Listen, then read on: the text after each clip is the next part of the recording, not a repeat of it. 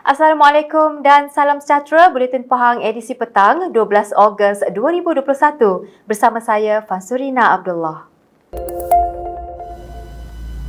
Penduduk di daerah Pekan diminta agar terus mematuhi prosedur operasi standard SOP serta peka dengan penyebaran varian baharu COVID-19 yang mampu tersebar dengan begitu pantas serta meragut lebih banyak nyawa.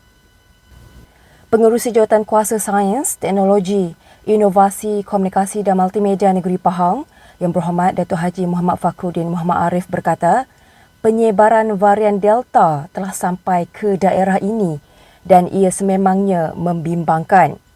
Justru beliau berharap agar semua pihak dapat bersama-sama berdoa agar pandemik ini reda dan dapat dihindarkan terus sama sekali. Beliau ditemui selepas menyampaikan 154 bungkusan makanan asas kepada Ketua Kampung Pulau Keladi, Encik Jaafar Abdul Rani yang menjadi wakil penerima bagi semua penduduk terlibat dengan Perintah Kawalan Pergerakan diperketatkan secara pentadbiran TEMCO.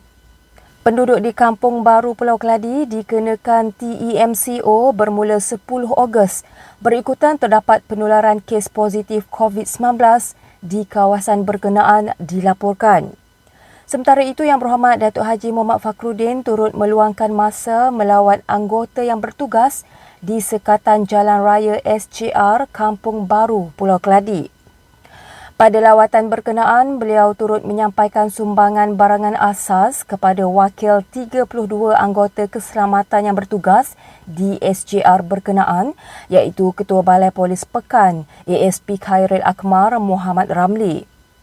Dalam pada itu, beliau berkata kerajaan negeri terus menyalurkan bantuan termasuk kepada rakyat yang hidup dalam keadaan terhimpit akibat penularan wabak tersebut.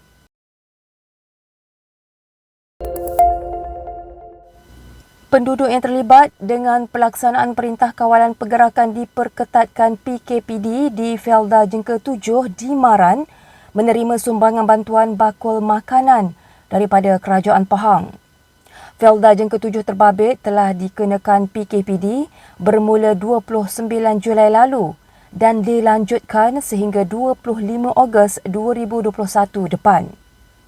Pengerusi Jawatan Kuasa Hal Ehwal Felda, Koperasi, Usahawan dan Hal Ehwal Pengguna Negeri Pahang Yang Berhormat Datuk Haji Nazringah berkata, bantuan tersebut diberikan kepada penerima bagi membantu meringankan beban penduduk yang terkesan ekoran pelaksanaan PKPD terbabit. Kerajaan negeri dapat meneruskan pemberian bantuan kepada penduduk di Felda Jengka 7 dan diharapkan sumbangan ini akan dapat membantu sedikit sebanyak keperluan mereka sepanjang menjalani PKPD ini. Beliau yang juga Ahli Dewan Negeri Pulau Tawar berkata, kerajaan negeri di bawah pimpinan Yang Amat Berhormat Menteri Besar Pahang, Datuk Seri Haji Waros Dewan Ismail akan terus menyalurkan pelbagai bentuk bantuan kepada seluruh rakyat yang memerlukan di negeri ini. Beliau berharap penduduk yang terlibat dapat bersabar dan terus patuh kepada prosedur operasi standard SOP yang telah ditetapkan kerajaan bagi memastikan penularan wabak pandemik COVID-19 dapat diputuskan segera bagi mendapatkan kehidupan normal seperti sebelum ini.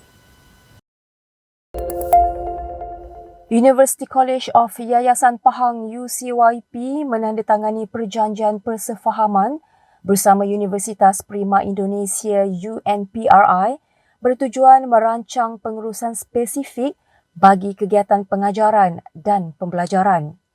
Naib Chancellor UCYP, Profesor Emeritus Datuk Dr. Ahmad Haji Zainuddin berkata, selain itu ia juga dapat merancang pengurusan penyelidikan dan inovasi, latihan, persidangan dan penerbitan serta sebagai tanggungjawab sosial terhadap masyarakat.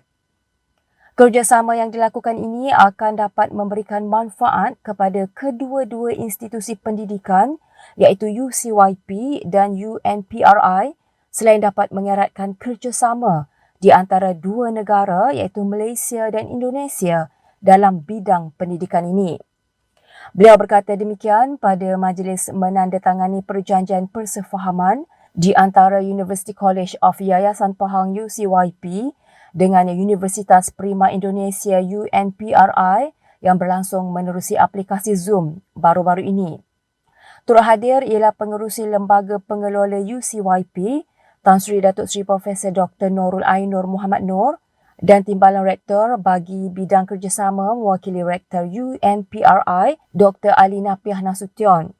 Dr. Ali Napiah yang mewakili UNPRI turut merakamkan penghargaan dan berharap agar kerjasama ini dapat memberikan manfaat kepada masyarakat dan kemajuan UNPRI pada masa hadapan.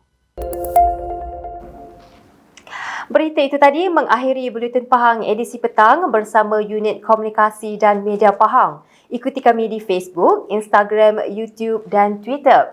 Teruskan bersama Buletin Pahang untuk mendapatkan berita terkini di negeri Pahang.